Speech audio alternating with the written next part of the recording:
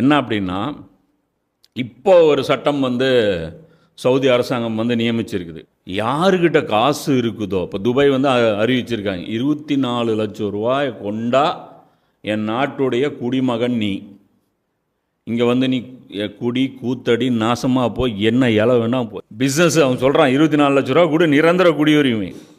அப்போ அதனால் இங்கே இருக்கிறவன் எல்லாம் என்ன பண்ணுறான், நடிகர்கள் எல்லாருமே அங்கே போய் கோல்டன் விசா வாங்குறான். எதுக்கு வாங்குறான் தெரியுமா? வெளிநாட்டில் காசு சம்பாரிச்சா அதுக்கு டேக்ஸ் கிடையாது.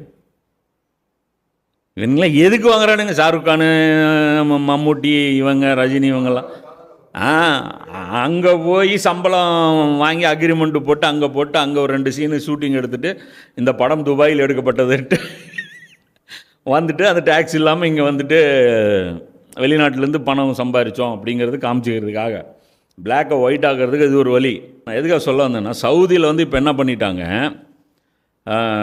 அந்த குடியுரிமைக்கு வந்து இப்போ துபாய் இப்படி பண்ணிருச்சா, அதே சட்டத்தை இங்கே போட்டான்.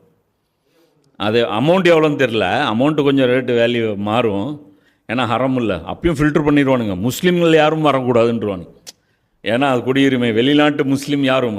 அப்போ இஸ்லாம் அஹமது கொடுத்துருவானுங்களா, அந்த மாதிரி ஆட்கள் தந்துடுவாங்களா, ஷேக் இம்ரான் ஹுசேனுக்கு கொடுத்துருவாங்களா, தரமாட்டாங்க. இப்போ என்னப்பா ஆச்சு, உங்களுடைய கேட் ஓப்பன் ஆயிடுச்சு. இப்போ மண்ணின் மைந்தர்கள் கான்செப்ட் இதெல்லாம் என்ன ஆச்சு? இப்போ காசு இருக்கிறவன் சவுதி சிட்டிசன். அப்போ கலிமாவின் அடிப்படையில் சவுதி சிட்டிசன்ஷிப் கிடைக்காது. கலிமா சொன்னவனை வந்து உள்ளே விட மாட்டாங்க.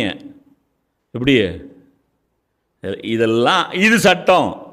இந்த சட்டம் இயற்றும் அதிகாரம் எல்லாம் இவருக்கு கொடுத்துட்டான்.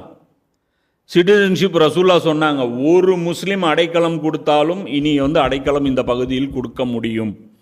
நபி ஸல்லல்லாஹு அலைஹி வஸல்லம் சொன்னாங்க. அந்த அடைக்கலம் அந்த காலகட்டத்துக்கு கலிமா சொன்னவனை தடுக்கக்கூடாதுன்ட்டாங்க. எகிப்திலிருந்து மக்கள் வந்துட்டு இருந்தாங்க, விசா கேட்டாங்களா உமர் இல்லையானோ? ஷாமிலிருந்து மக்கள் ஹஜ்ஜுக்கு வரும்போது விசா கேட்டாங்களா உமர் இல்லையானு? கேட்டாங்களா நீ யார் நீ யாருன்ட்டு? அந்த வெள்ளை ட்ரெஸ்ஸு போட்டுருக்கேன்ல அதுதான் விசா. புரியுதா? இந்த ட்ரெஸ்ஸு போட்டேன்ல அவ்வளோதான் விசா. அந்த ட்ரெஸ்ஸை போட்டு தல்பியா சொல்லிட்டு வரேன் பாரு, அதுதான் பாஸ்போர்ட்டு. லப்பைக் அல்லாஹும்ம லப்பைக்குன்னா முடிஞ்சு போச்சு, நீ திறந்து விட்டே ஆகணும்.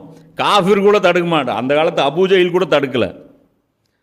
பெரிய கேவலமாக பார்க்கப்பட்டது எது? உதைபியாவில் வந்து நபி ஸல்லல்லாஹு அலைஹி வஸல்லம் அவர்களை வந்து தடுக்கப்பட்டது, ஆக இழிவாக பார்க்கப்பட்டது. இன்றைக்கி நீ காசு கொடுத்தா தல்பியா சொல்லிவிட்டு ஒருத்தன் உள்ளே வந்தால் கெட் அவுட்டு, துட்டை கொண்டு வந்தால் வெல்கம்மு. இதை இயற்றுறது சட்டம், இதை இயற்றுனது ஒரு மனுஷன். இதுக்கு ஆப்போசிட்டாக அல்லாவும் அல்லாவுடைய ரசூலுடைய சட்டமும் தூக்கி போடப்பட்டுருச்சு. இது ஹலாலு. யாரும் இதில் நரகத்துக்கு போக மாட்டாங்க. நல்லா நம்புங்க, சத்தியமாக நம்புங்க. ஏன்னா நம்பினா தான் சோறு உங்களுக்கெல்லாம்.